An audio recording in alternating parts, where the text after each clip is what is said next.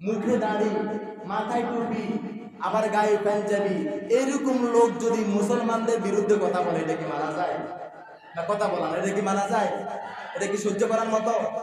আপনার মুখে দাড়ি রাখবেন, মাথায় টুপি দিবেন, আবার মুসলমানদের পিছনে লেগে থাকবেন, বুঝতে হবে সুরত কিন্তু মুসলমানের ভিতরে, মনে হয় মুসলমানের কিচ্ছু নেই।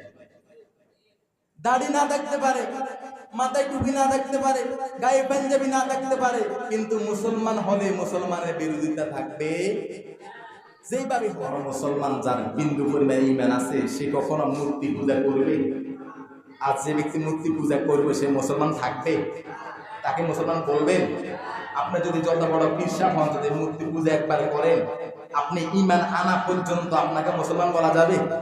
তাহলে ঈমানওয়ালা ব্যক্তি কখনো মূর্তি পূজা করতে পারে?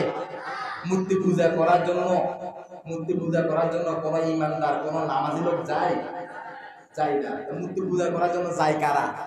যারা সুরত মুসলমানের কিন্তু অন্তরে মুশরিকের, হিন্দুদের, তারাই হিন্দুদের মন্দিরে কি করে?